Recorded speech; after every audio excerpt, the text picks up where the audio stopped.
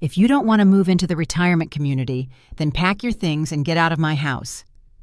Those were the words my son-in-law Evan shouted, looking straight into my eyes. I stayed silent, managing only a faint smile. I folded my clothes carefully, tucked away the old photographs, and locked the hat box that held my vintage floral pieces.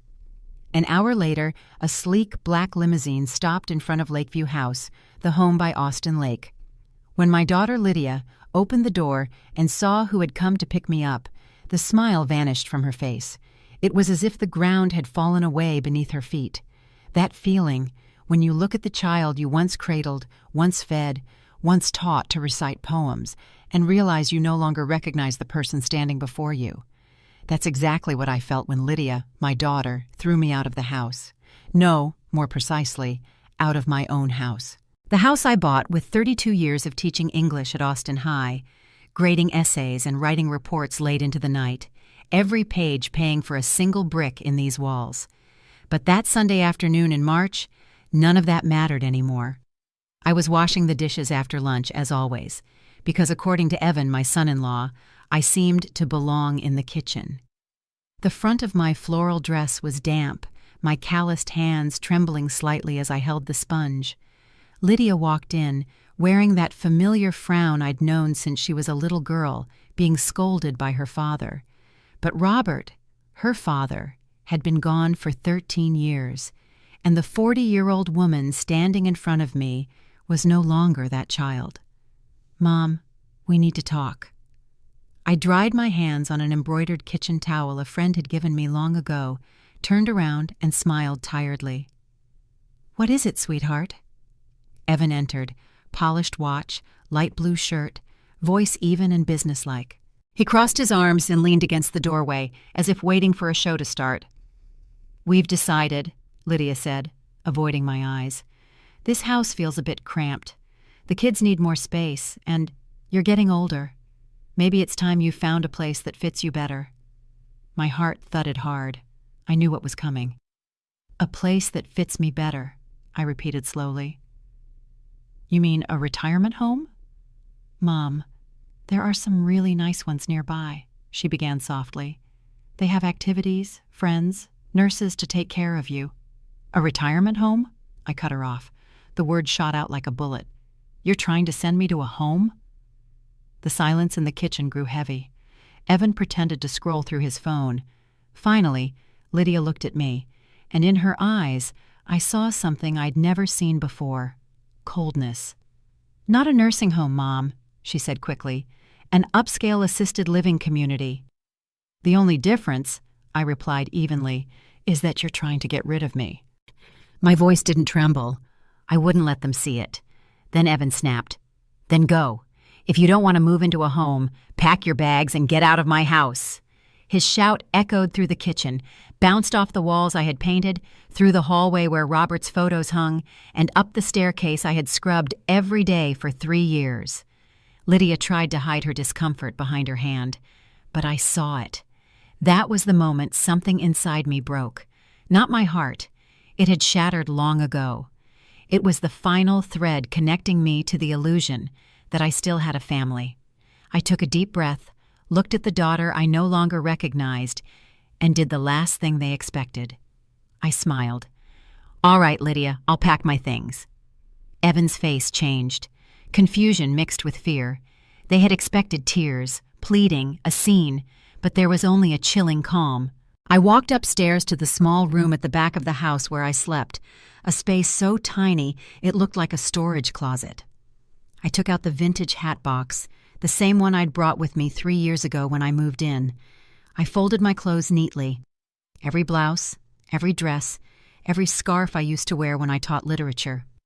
Then I took out a small wooden box filled with photographs.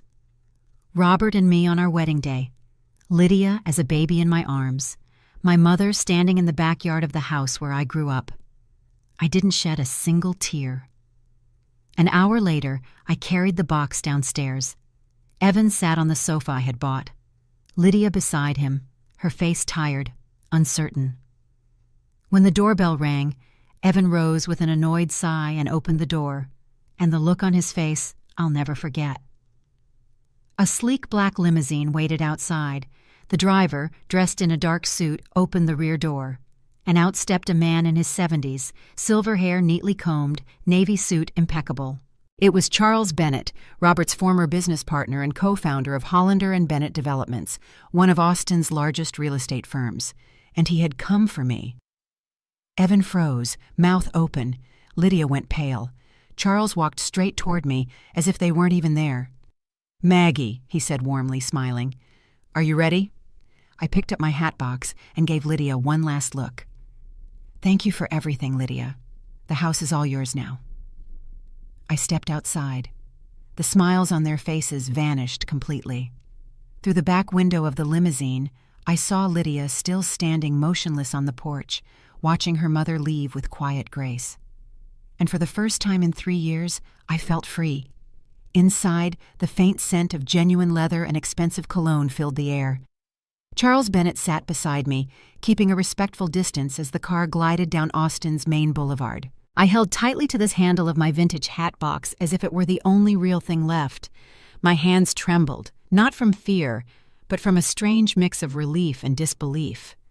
"Maggie, are you all right?" Charles asked softly. I wanted to say, "I'm fine," to pretend I was in control, but what came out was a weary sigh.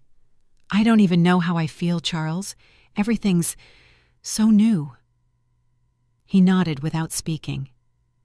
We sat quietly, watching the city drift by, cars, billboards, people crossing the street, the world moving on as if my life hadn't just collapsed. When we reached Bennett Tower, a sleek glass skyscraper downtown, I needed Charles's arm to help me step out. The security guards bowed respectfully. He smiled back while I remained invisible to them, just a woman beside him. The mirrored elevator reflected a 67-year-old woman in a simple dress, gray hair neatly tied back, eyes swollen from holding back tears. "You still look beautiful, Maggie," Charles said gently, as if reading my thoughts. "You always have." I wanted to laugh, to tell him he was mistaken, but the sincerity in his eyes silenced me. His apartment was on the 23rd floor, a penthouse overlooking Lake Austin. When the doors opened, I stopped in awe. Marble floors, high ceilings, sunlight streaming through glass walls, elegant decor, yet warm. "Your room's upstairs," Charles said, carrying my hat box. "You've got your own bathroom, closet, and balcony. Make yourself at home. This is your house now." My house now. Those words echoed in my head as I climbed the polished wooden stairs. The bedroom was twice the size of the one I'd had at Lydia's. A king-size bed with crisp white sheets, golden light filtering through linen curtains.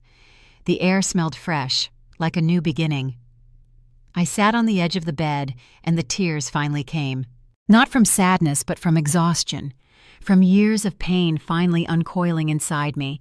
I didn't know how long I cried. When I looked up, the city was glowing under the nightlights. My phone vibrated nonstop. Lydia was calling. I let it ring until it stopped. Then again. I declined. Notifications poured in. 47 missed calls, 23 messages. I opened them. "Mom, where are you? Please answer." "Who was that man? Can we talk?" "Mom, I'm worried." I laughed quietly. "Worried about me? After throwing me out of my own kitchen?" I turned the phone off. A soft knock came at the door.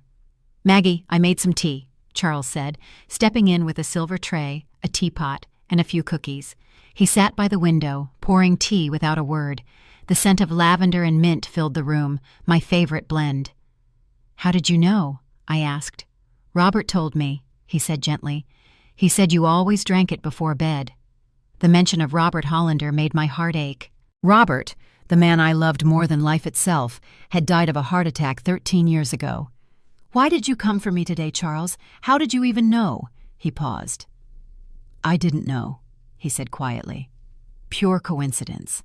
I happened to drive by and saw your grandson playing in the yard. I thought of stopping to say hello, but something told me to come back later. When I saw you walking out with that hat box and the look on your daughter's face, I understood everything." "She threw me out," I said flatly. "My own daughter."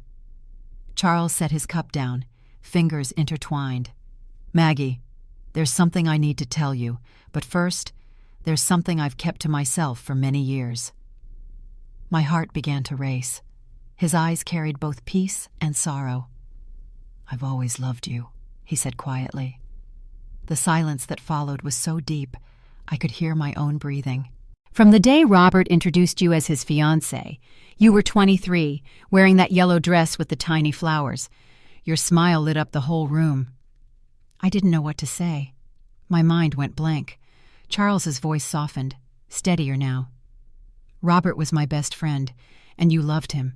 So I kept my feelings to myself, turned them into respect, into friendship. I married Laura, had children, built a life. But Maggie," Charles paused, his voice catching, "you've always been the only one in my heart." Tears came again. I didn't even know why. Maybe confusion. Or maybe because, for the first time in so long, someone truly saw me, not as a burden of a mother, but as a person with worth. "Laura passed away 5 years ago," he continued. "I honored her memory properly, waited until I could, but I never found the courage to look for you." Charles stood, stepped closer, and then knelt before me, a 73-year-old investor kneeling before a woman like me. "But today," he said softly, "when I saw you leaving that house with the grace of a queen, I knew I couldn't lose you again." "Charles, He gently stopped me. "You don't have to say anything. Just know this. You're not alone anymore. You'll never be alone again." He kissed my forehead, a promise in the form of a touch, then quietly left the room. I sat there staring at the glittering lights of Austin through the glass, holding a cup of tea gone cold. For the first time in decades, I felt truly seen. The next morning, Charles knocked on my door. "Put on something nice," he said with a mysterious smile. "We have an important appointment." "What kind of appointment?" "Trust me." An hour later, we arrived at his attorney's office, a sleek glass building downtown. His lawyer, Dr. Oliver Sampson, a bald man with glasses, shook my hand with unusual respect. "Mrs. Hollander, it's an honor to meet you." Charles pulled out a chair for me and sat beside me. "Go ahead, Oliver." The lawyer opened a turquoise folder, pulled out several documents, and looked directly at me. "Mrs. Hollander, Mr. Bennett has an offer for you. He wishes to grant you minority ownership shares in 3 of Hollander Bennett Development's projects. This would provide you with an estimated monthly income of around $100,000, depending on quarterly results." I blinked several times, stunned. "I'm sorry. What did you just say?" Charles smiled. "You'll never have to depend on anyone again. Not on me. Not on an ungrateful daughter. Not on anyone." In that moment, I understood. My life had changed completely. Lydia kept calling. 47 calls turned into 200. But I never answered, because some doors, once closed, should stay closed, at least for now. What Lydia didn't know was that the limousine that day wasn't the biggest surprise. Her real nightmare was only just beginning. The next morning, I woke up in Charles's penthouse. It felt strange, like waking up somewhere foreign, needing a few seconds to remember where I was. I opened my eyes to the high ceiling, the linen curtains swaying in the breeze. For a moment, I thought I was dreaming. But I wasn't. I sat up slowly, my knees cracking. The price of age. I stepped out onto the balcony overlooking Lake Austin and gazed down at the city below. From up here, Austin looked entirely different. Cleaner, brighter, quieter. No longer the dull view from that cramped little room in Lydia's house, where all I could see was a gray wall and a rusty water tank. A cold wave washed over me. I had ignored too many things, overlooked too many signs, swallowed countless small cruelties, all to keep the peace. I sat on the white wooden swing chair on the sunlit balcony and let the memories flood back. 3 years earlier, I had sold my small 2-bedroom cottage in Wimberley, paid for with decades of teaching and tutoring after hours. Every square foot had been earned with sweat and chalk dust. Lydia had come one Saturday afternoon with Evan and that charming smile. "Mom, It must be lonely living alone. What if something happens? You're not getting any younger." Age. That word they used like a sentence. "I'm fine, dear. I have friends, my own routines." Evan chimed in, sweet as syrup. "Our house is big. The kids adore you. We'll take good care of you." Take care of me. It sounded comforting, but it was a lie wrapped in kindness.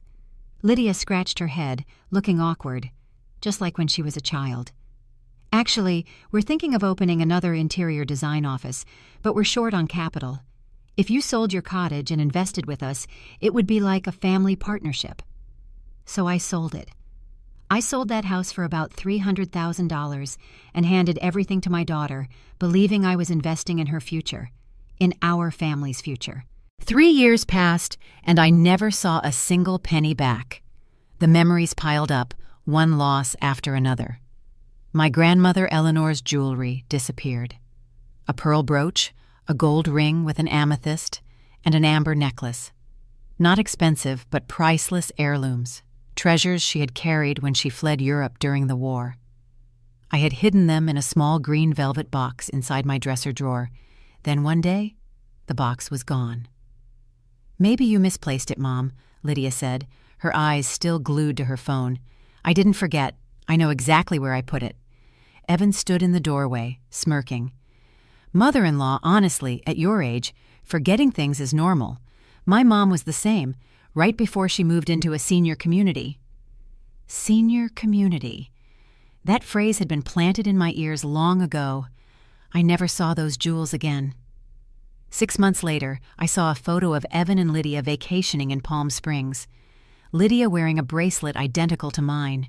When I asked her about it, she laughed. "Oh, I bought it at a craft market in California." I didn't react. I didn't make a scene. I swallowed my tears and pretended to believe them, because I was afraid of losing my daughter, afraid of being alone, afraid to admit I had raised someone too weak to protect her own mother. But the worst memory came from a summer night 8 months ago. I went downstairs for a glass of water and heard Evan's voice in the living room. "Babe, just a few more months and she'll move into that assisted living place. I'll turn her room into your walk-in closet." Lydia laughed.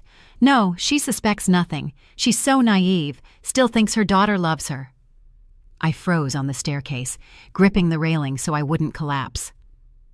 "We've already spent most of the money from selling her little house," Evan continued. "But don't worry, once she's gone, we'll sell this one. Buy a smaller place in Westlake and still have plenty left. Lydia, she just does whatever you say. Weak people are easy to control." I went back to my room and cried until my pillow was soaked. Still, I did nothing. Because deep down, I kept hoping Lydia would realize, would stand up for her mother. Foolish me. The months that followed were pure humiliation. Evan treated me like hired help. "Mother-in-law, since you're not teaching anymore, let me focus on my career. You can take care of the house. Fair trade." So I cleaned, cooked, did laundry, babysat, and made lunch for 8 people every Sunday when his family came over. In return, I had a roof over my head, a tiny room, and the illusion that I was still part of the family. "Maggie, reheat Sophie's lunch." "Maggie, iron my shirts." "Maggie, bathe Max. I need to go out." Never a single please or thank you. Lydia just sat there, pretending not to notice. One afternoon, Sophie, my 8-year-old granddaughter, brought home a drawing of her family. Her dad, her mom, her little brother, and a small figure in the corner. "Who's this?" I asked. "That's me, right?" "The teacher said to draw our family," she said. "But Mom said you're not really part of it. You're just staying here for now." Her words cut straight through my chest. "And what do you think, sweetheart?" I asked softly. She smiled innocently. "I think you are family. You make chocolate cake every Friday." It was the sweetest and most painful thing I'd ever heard. Sitting now on the penthouse balcony, I could remember every humiliation, every tear I swallowed. And then I realized something inside me had changed. It wasn't anger. It wasn't sadness. It was clarity. For 3 years, I had accepted crumbs of affection, erased myself just to stay, slowly disappearing under the fear of being thrown out. And in the end, they still threw me out. Because to someone like Evan, I would never be enough, just a burden to get rid of. And Lydia, my daughter, had chosen her side long ago. I had simply been blind, clinging to the memory of the little girl she once was, refusing to see the weak woman she had become. I picked up my phone. 213 missed calls, messages still coming. Mom, please answer. Mom, we need to talk. I didn't mean what I said, didn't mean it, but they said it. They shouted it. They threw me out like trash. I blocked their numbers. Charles knocked and came in carrying a breakfast tray, toast, butter, strawberry jam, and a glass of fresh orange juice. Sleep well? He asked. Better than I have in 3 years, I replied. And it was true. He sat down across from me, studying my face carefully. You look different today, he said. I'm remembering, I replied slowly. All the times I stayed silent when I should have spoken. Charles nodded, eyes full of understanding. What are you planning to do now? I looked at him, then out the window, at the skyline of Austin stretching into the distance, a city I had almost forgotten. I'm going to do what I should have done long ago. And what's that?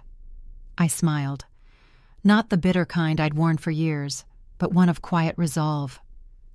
I'm going to remember who I am.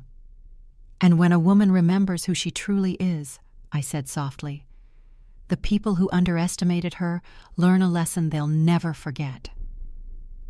2 days later, Charles drove me to a large commercial tower in downtown Austin.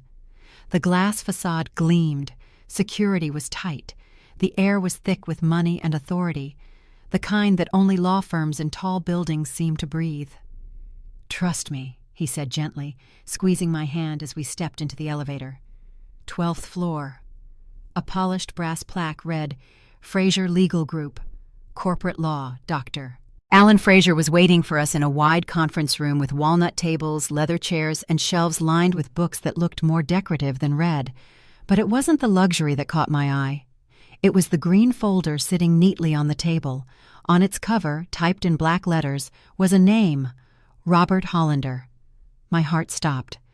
Mrs. Hollander, please have a seat, Fraser said, gesturing toward the chair across from him. I sat down, my knees nearly giving out. Charles took the seat beside me, his hand still holding mine. That touch was the only thing keeping me grounded. Fraser opened the folder, a stack of papers, stamped, signed, notarized. Before we begin, he said, looking at me over his titanium glasses, may I ask, were you aware that your late husband was the co-founder of Hollander Bennett Developments? I was, I answered. Robert and Charles started the company together back in the 90s. And did you also know that when he passed away, his shares were supposed to be divided among his legal heirs? Yes, my daughter Lydia said everything belonged to them, or at least that's what they told me. Charles and Fraser exchanged a glance, the kind of look that always precedes bad news. Mrs. Hollander, Fraser said, pulling out another folder, your daughter and son-in-law lied to you. The world around me seemed to stop. What do you mean? I gasped. Robert left a notarized will. 40% of the company's shares were to go to you, 40% to Lydia, and 20% to the Hollander Foundation Scholarship Fund he created. He slid a document across the table. Here. It's dated, signed, and officially certified. It was drafted 3 months before his passing. My hands trembled as I picked it up. Robert's signature, bold and clear, beside my own name, 40%. But Lydia said their lawyer advised it was better for everything to be under their names, since I didn't understand business. She said I signed a power of attorney. You signed to let them manage it, Fraser corrected firmly. Not to let them steal it. Those are 2 very different things. You are still the legal owner of 40%. My head spun. Too much information, too much anger, too much betrayal. Charles's jaw tightened. There's more, he said. 2 years ago, Evan sold the company's shares to an investment group. He forged your signature and kept the entire payment. My throat tightened. How much? Fraser flipped to another page. The company was valued at approximately $5,100,000. Your 40% equals $2,040,000. With interest, revaluation, and emotional damages, the total claim now stands at roughly $2,700,000. $2.7 million. While I was being thrown out of my own home, sleeping in a cramped room, humiliated daily, Lydia and Evan were sitting on a fortune. I want to sue, I said, my voice steady. I want every penny back, plus interest, penalties, and justice. Fraser smiled, the knowing smile of a lawyer who already sees victory on the horizon. The lawsuit is ready, Mrs. Hollander. All it needs is your signature. I picked up the pen and signed 3 copies, each stroke of ink a declaration of war. Evan and Lydia will be notified within 48 hours, Fraser said. They'll have 15 days to respond, but with this evidence, forged signatures, bank records, original contracts, there's no way out. As we left the office, my head was spinning, but inside my chest was something new.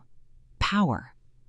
On the drive back, Charles stopped at a small cafe on Congress Avenue and ordered 2 espressos. He looked at me seriously. Maggie, are you sure? Suing your own daughter won't be easy. They'll fight back. Evan will keep poisoning her. And the children? I interrupted him. My grandchildren need to grow up knowing their grandmother wasn't someone to be stepped on. That self-respect isn't for sale. And that stealing from your own mother has consequences. Charles smiled, a flash of pride in his eyes. That's the Maggie I remember. That night, I turned off my phone, over 400 missed calls, and slept deeper than I had in years. No guilt, no fear, no regret. 2 days later, Charles's landline rang at 7 in the morning. It was Fraser. Summons delivered. Judging by their reaction, today might be the worst day of your daughter's life. I hung up and looked out the window. The sun was rising over Lake Austin. And me? I was just getting started. Lydia thought they were clever, that I would never find out. But they forgot one thing. I'm the daughter of German immigrants, and when Germans are betrayed, they take everything back. 3 weeks passed since the court issued the summons. 3 weeks of complete silence from me. 3 weeks that must have aged Lydia and Evan 10 years. I knew because Charles had hired a private investigator, not for revenge, but for strategy. Knowing your enemy is winning half the battle. And yes, my daughter had become my enemy. That Saturday morning, I decided it was time to look them in the eye. Not out of nostalgia, not for reconciliation, but because some conversations demand a face-to-face reckoning. I turned my phone back on after weeks of silence. Lydia answered instantly. Mom, thank God. We need to talk. This is a huge misunderstanding. I can explain. The Cedar Room, tonight, 8 o'clock, you and Evan. Don't be late. I hung up before she could respond. Charles, sitting back in his armchair with a cup of coffee, smiled softly. You're radiant when you're in control. I learned from the best, I said, winking at him. By 7:30, I was ready. I chose a knee-length black dress, the same one I'd worn to my last graduation ceremony before I retired from teaching, but never dared to wear again. Low heels, hair loose over my shoulders, silver strands catching the light, a touch of deep red lipstick. When I walked downstairs, Charles stood up, eyes wide. Maggie, you look stunning. I smiled. Revenge is best served cold, but there's no rule saying you can't look beautiful while serving it. We arrived at the Cedar Room exactly at 8. An elegant restaurant, crystal chandeliers, white linens, waiters in gloves. The kind of place where one dinner used to equal my weekly salary. Lydia and Evan were already seated in the corner, both looking uneasy. When they saw me, their faces changed. Lydia went pale. Evan's eyes widened. I was no longer the woman in the floral dress, hands wet from washing dishes. I was myself again. The woman they had forgotten ever existed. I walked toward them, feeling every gaze in the room follow me. Maybe it was in my head, but I felt like a queen. Mom, Lydia blurted out, standing, trying to hug me. I stepped aside and took the seat across from them, crossing my legs, signaling the waiter. "A glass of Cabernet, please. Thank you." The air grew tense. Evan fiddled with his napkin. Lydia looked around, avoiding my eyes. "You both look polished," I said lightly. "Evan, new Armani suit? And you, Lydia. Those are pearl earrings, aren't they? Lovely." Lydia swallowed hard. "Mom, about the lawsuit." "Oh, the lawsuit," I interrupted, smiling. "Yes, we should talk about that." I opened my purse, took out a brown envelope, and placed it in the center of the table. "I want you both to see this." Evan stared at it as if it were a ticking bomb. "What is it?" he asked, voice trembling. "Open it," I said, "and find out." Evan tore open the envelope with trembling hands. The color drained from his face. Inside were copies of forged documents, my falsified signature, and bank statements showing that $2,040,000 had been transferred into his account 2 years earlier. "Where did you get this?" he whispered. "Your father was a meticulous man, Evan," I said evenly. "He kept copies of everything in the safe at Lakeview House. When he passed, he left me the key.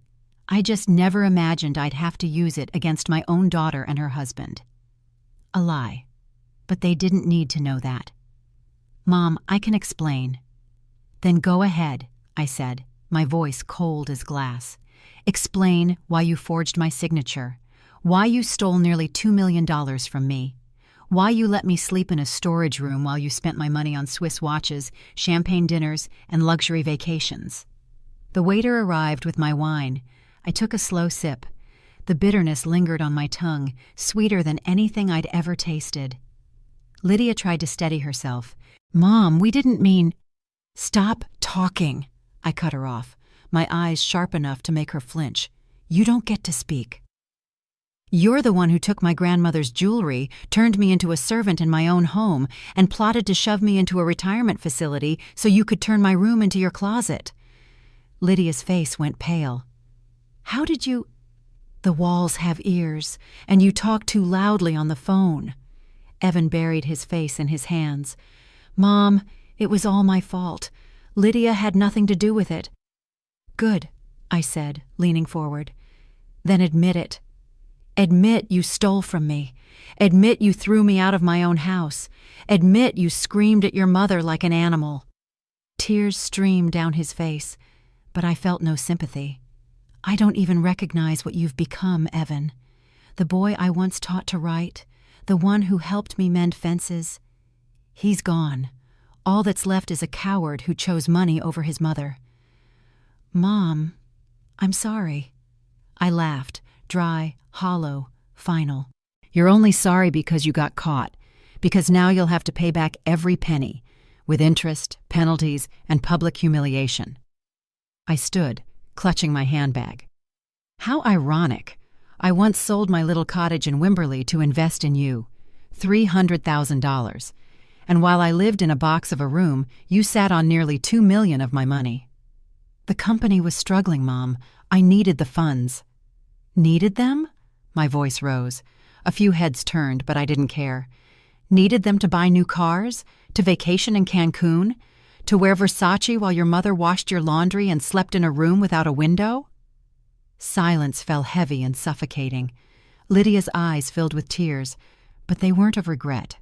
They were rage. "Your lawyer can speak with mine," I said, stepping back from the table. "Either you return what's mine peacefully, or the court will make you. And trust me, that will hurt far more." "Mom, wait." I turned one last time. "One more thing, Evan. When I die, and it won't be any time soon because now I have a reason to live longer, don't come to my funeral. Don't shed crocodile tears. Don't pretend to be a devoted son. You had your chance. You threw it away."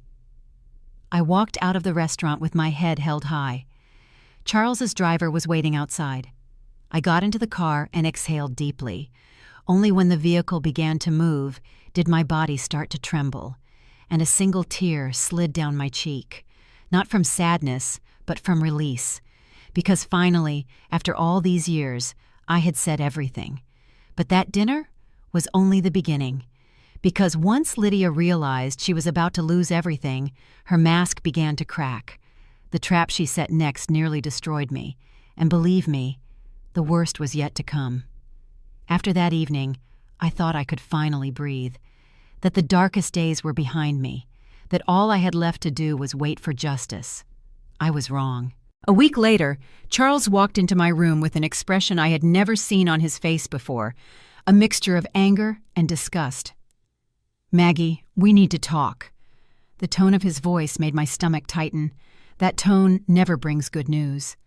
He sat on the edge of my bed, holding a brown envelope, avoiding my eyes. "The private investigator I hired to monitor the case found something." He paused. "It's about Lydia." "What now?" I asked quietly. He opened the envelope. Inside were photos. Lydia entering a hotel, leaving an apartment, and several shots of her kissing a man who was definitely not Evan. Younger, muscular, shaved head, the type who lives at the gym, not at home. "Who is he?" I asked, though deep down, I already knew. "Ethan Cole, 32, fitness trainer at a downtown gym," Charles said, flipping through the images. "They've been seeing each other for at least a year, 2 to 3 times a week, always at the same hotel off the highway." A strange wave of satisfaction rose in me. So the perfect wife had her own dirty secrets. "Anything else?" I asked. Charles nodded, pulling out a few bank statements. "Remember your grandmother's jewelry, the ones that vanished? They were sold at a jewelry boutique downtown, $23,000. The money was deposited into a joint account Lydia secretly opened with this man." I froze. $23,000. My grandmother's heirlooms, priceless family history, sold to fund her affair. "And this," he said, handing me another document. "Plane tickets to Cancun. Booked last year under the names Lydia Hollander and Ethan Cole. A 7-day stay at a 5-star resort, paid for with a credit card linked to Evan's account." It was all true. The so-called girls' getaway she'd lied about was actually a honeymoon with her lover, funded by money stolen from me. "Does Evan know?" I asked. Charles sighed. "He does. The investigator found old messages. Evan discovered it 6 months ago. Lydia cried, begged for forgiveness, promised to end it, and he forgave her." "Forgave her?" I couldn't believe it. "He's afraid of her," Charles said quietly. "Afraid of divorce, afraid of losing the kids, afraid of being alone. So he chose to pretend he didn't know."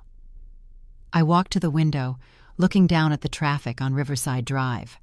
My son, the man who had stolen from me, was too weak to throw out the woman who betrayed him. "Give everything to Frazier," I said coldly. "This changes the entire case." Charles frowned. "What do you mean?" "Lydia manipulated my son," I said flatly.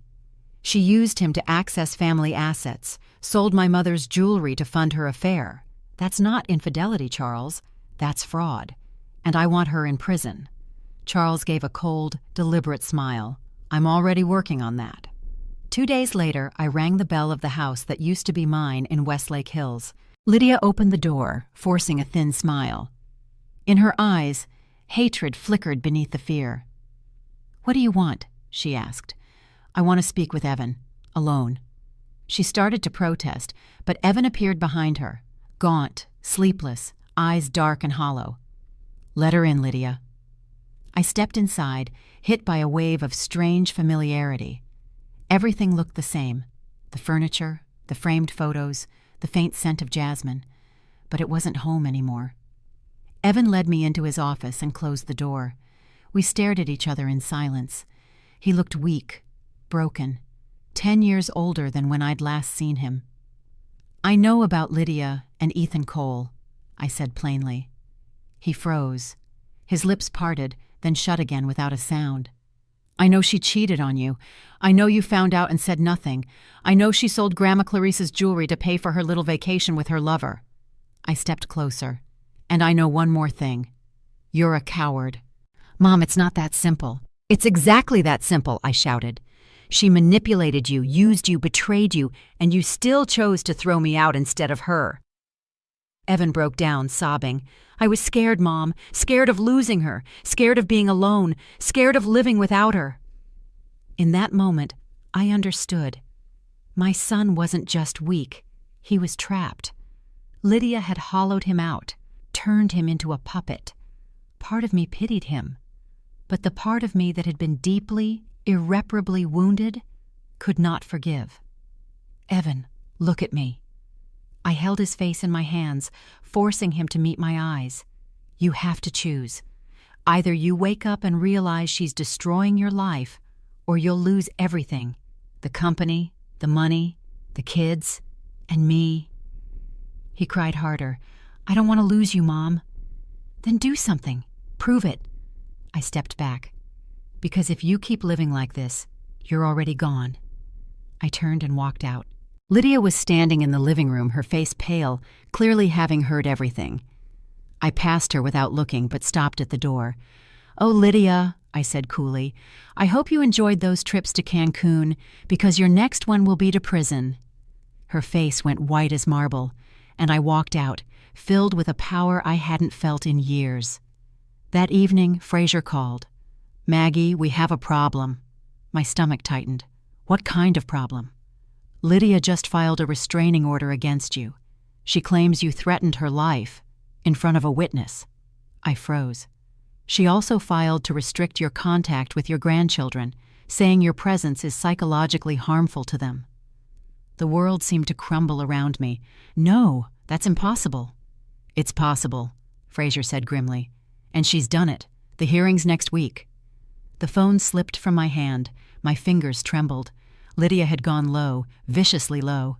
And for the first time since leaving that house, I felt genuine fear. Fear of losing Becca and Eli. Fear of never seeing them again. Fear that the venomous woman might actually win. But she forgot one thing. You never go after a German grandmother's grandchildren, because every poison has an antidote. And what I did next changed everything. That week was the worst since it all began. Worse than the day I was thrown out. I could endure humiliation, betrayal, loss. But being cut off from my grandchildren was the line no one crosses. For 3 sleepless nights, I sat on the balcony, watching Austin's city lights shimmer, thinking of Becca and Eli, their gummy smiles, their tiny hands. Becca loved baking cookies every Friday afternoon. Eli always begged for one more batch of chocolate chip. All of that could be stolen from me with a single lie. The morning of the hearing, I dressed in a navy blue suit, hair pinned neatly, makeup light. I looked like the calm, dignified woman I truly was, not the dangerous grandmother Lydia had described. Fraser picked me up at 8 that morning. In the car, he went over the plan again. "Stay calm, Maggie. Don't react to provocation. Let me handle the speaking." He glanced at me, his tone firm. "And be prepared. Lydia will lie. A lot." The courthouse was an old building on Congress Avenue, filled with the smell of paper, wood, and age. The narrow hallway buzzed with murmuring attorneys in dark suits. At the far end stood Lydia, light blue dress, soft makeup, hair pinned neatly up, no jewelry. She looked every inch the perfect mother. Evan stood beside her, head down, too ashamed to look at me. The hearing room was small and airless. The judge, a woman in her 50s with short hair and glasses, read the file in a dry, measured voice. "Restraining order hearing, case number 14382. My heart pounded in my chest. Lydia's lawyer, a heavy-set man in a rumpled suit, rose from his chair. "Your Honor, my client has lived in fear ever since Mrs. Maggie Lane threatened her life." He flipped open a folder. "There is a witness who confirms the defendant said, and I quote, 'Your next trip will be to prison.' That is a direct threat." The judge looked up at me over her glasses. "Do you admit you said those words, Mrs. Lane?" Fraser stood. "Your Honor, context is important." "I'm asking the defendant," she interrupted. I took a slow breath. "Yes, I said it. But it wasn't a threat. It was a legal statement. She sold family property to fund her affair. That's a crime." My voice stayed calm. A murmur rippled through the courtroom. Lydia flushed crimson. "Liar!" she shouted, jumping to her feet. "She's making this up to ruin me." "Order!" The judge banged the gavel. "Ms. Lydia, sit down. Only I ask the questions here." Her lawyer continued smoothly. "Beyond the threat, there are also child welfare concerns. Two minors, Eli, age 8, and Becca, age 5, are living in emotional distress. Mrs. Lane frequently visits unannounced, accuses their mother, and causes psychological harm. "I visited once this month," I blurted out before I could stop myself. The judge lifted her hand. "Mrs. Lane, silence." She turned back to the lawyer. "Continue." "Eli has nightmares," he said dramatically. "He told his teacher that his mom and grandmother always fight, and he's afraid of losing them both. Becca has started wetting the bed again, something she hadn't done in 2 years. Therefore, we request that the court prohibit Mrs. Lane from any contact with the children until further evaluation." It felt like my soul was being pulled out of my body. No contact with my grandchildren, no hugs, no Friday cookie sessions. Tears spilled uncontrollably down my cheeks. Fraser stood immediately. "Your Honor, this is blatant manipulation. The petitioner is using the children as leverage in a multi-million-dollar property dispute. We have documented proof that Lydia embezzled funds, sold heirlooms, and used the proceeds to finance her affair." "That is outside the scope of this hearing," the judge said sharply. "We are here only to address the restraining order." "But, Your Honor, it's all connected." "I understand, Counselor." She flipped through the file in silence, the ticking of the wall clock the only sound in the room. Then she spoke quietly. "The court grants the petition in part." My world collapsed in that instant. "The court hereby restricts Mrs. Maggie Lane from entering or approaching the family residence," the judge continued. I held my breath until she added, "However, visitation rights with her grandchildren will remain, provided meetings occur at a neutral location, under supervision, once a week." And it wasn't the outcome I hoped for, but it wasn't the worst either. Lydia, on the other hand, smiled in triumph. Even taking a fraction of my freedom was victory enough for her. When I stepped out of the courthouse, I felt drained. Charles was waiting outside, and as soon as he saw me, he rushed forward and pulled me into his arms. Right there on the dusty sidewalk of that old courthouse, I broke down completely. I cried harder than I had on the day my husband died. I cried for the injustice, for the cruelty, for the sight of my son sitting silently in that courtroom while his wife dismantled his own mother's life. "She won," I sobbed. "She actually did it. She cut me off from my grandchildren." Charles tightened his embrace and whispered, "She hasn't won, Maggie. This was just one battle. The real war is still ahead." That night, I couldn't eat, couldn't speak. I sat on the balcony, staring into the black expanse over Lake Austin. Charles tried everything: hot tea, warm blankets, soft jazz. Nothing helped. Near midnight, he sat beside me and placed his hand over mine. "Maggie, look at me." I turned to him, my eyes swollen from crying. "That woman," he said slowly, "has no idea who she's dealing with. She underestimated you. She thinks you'll bow your head." He leaned closer, his voice calm but edged with fire. "But she forgot one thing." "What's that?" I whispered. Charles smiled. "Because you are the strongest woman I've ever known. You raised a child on your own, worked for decades, lost your husband, and still stood tall. This won't break you, Maggie." His words lit a small fire inside me. "What do you want me to do?" I asked quietly.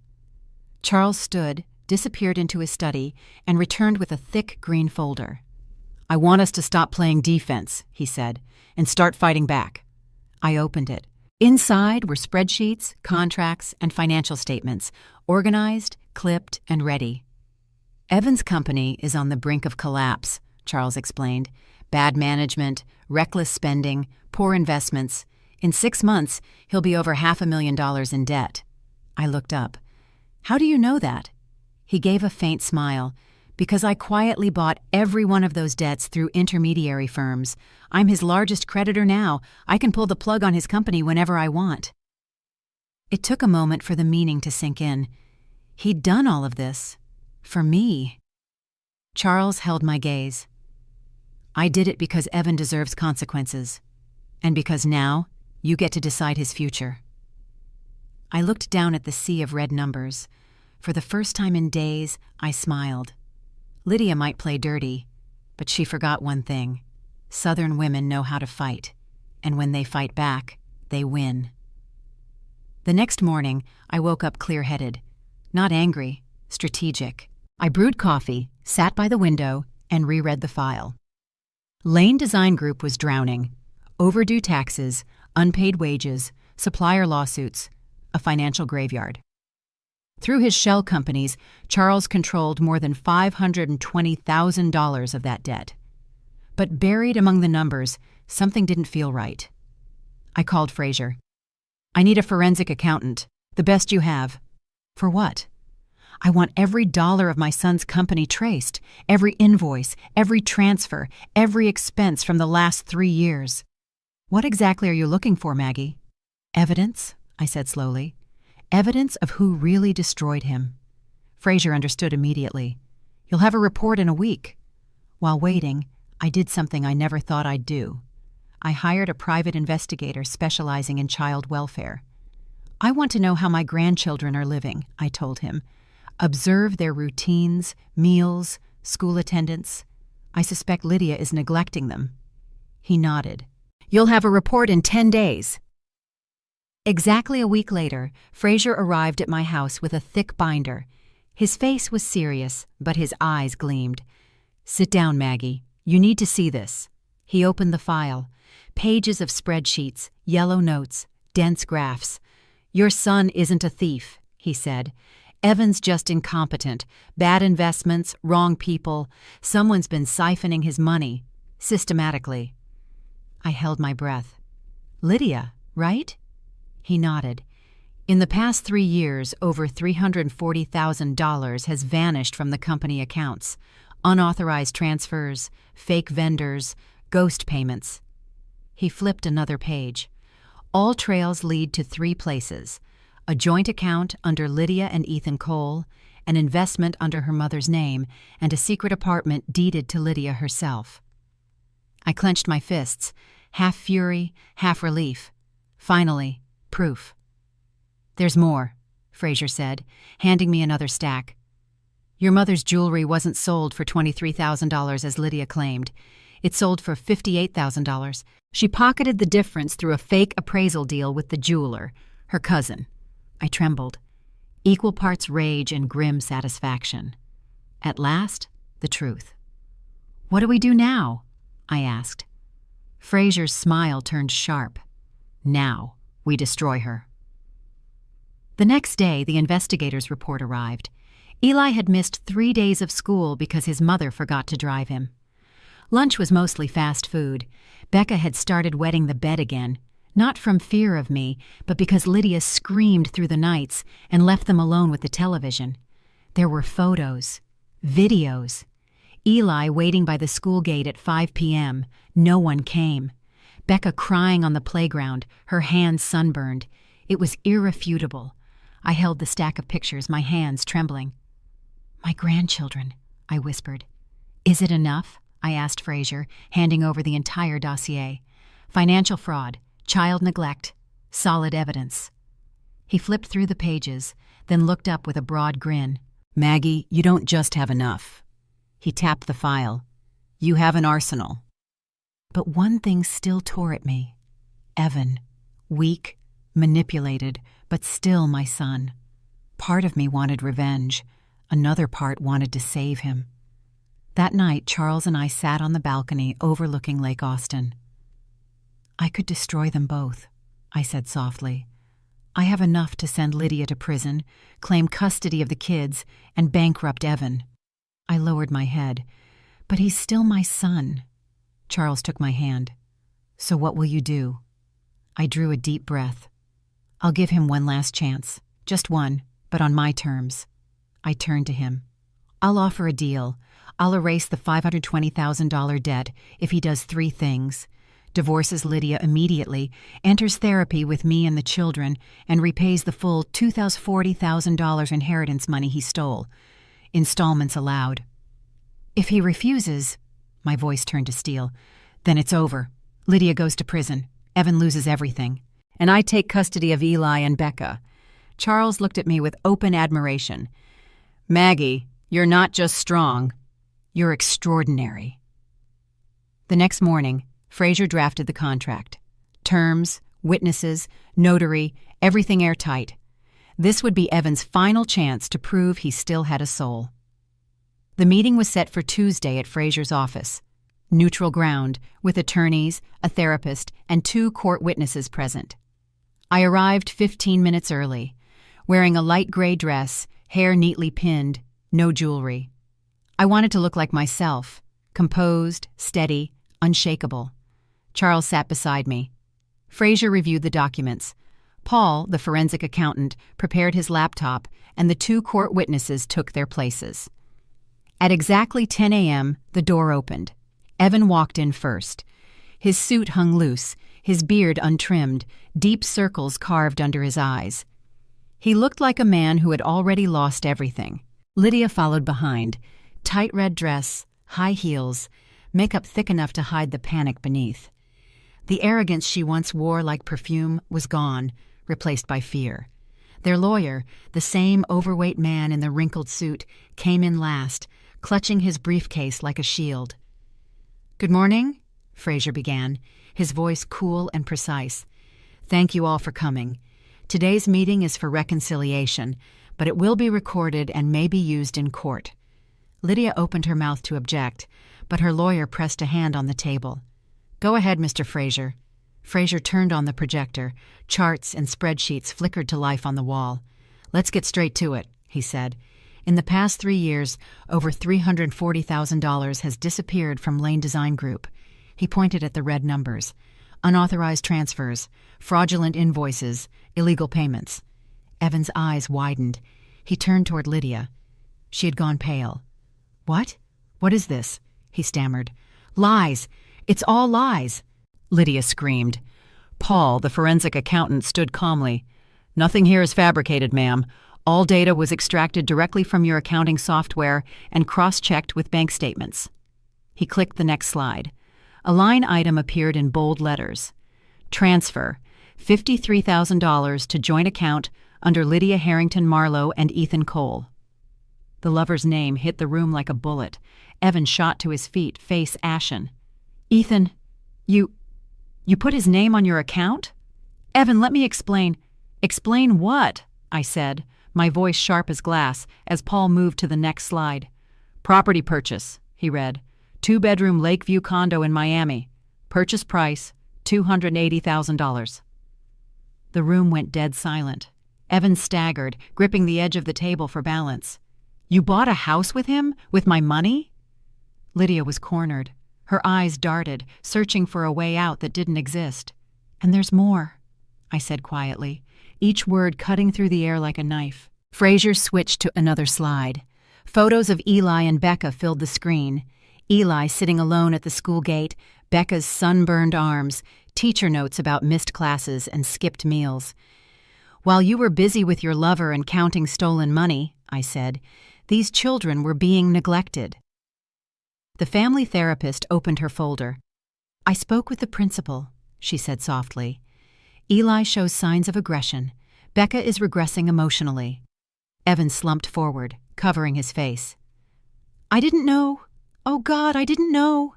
"Because you never looked, Evan," I snapped, my composure cracking for the first time. "You were too busy serving her to see what she was destroying. Your company, your children, and your mother." Lydia shot to her feet, pointing at me. "You're just a bitter old woman. You can't stand that your son built a life without you." I rose too. "You call betrayal, fraud, and child neglect a life? You're a liar, a thief, and a terrible mother. Enough!" Fraser slammed his palm on the table. "Both of you, sit down!" I took a deep breath, steadied myself. Lydia trembled, lips pressed tight. Her lawyer leaned close, whispering, "Sit. You're making it worse." She sat, eyes still blazing.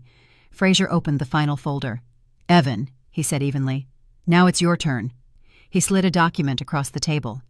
"Your company owes $520,000. Those debts have been purchased by Mr. Charles Bennett through intermediary firms. He has full legal authority to file bankruptcy proceedings at any time." Evan looked at Charles, then at me. Shock and fear flickered in his eyes. Fraser continued, "However, there's an offer on the table.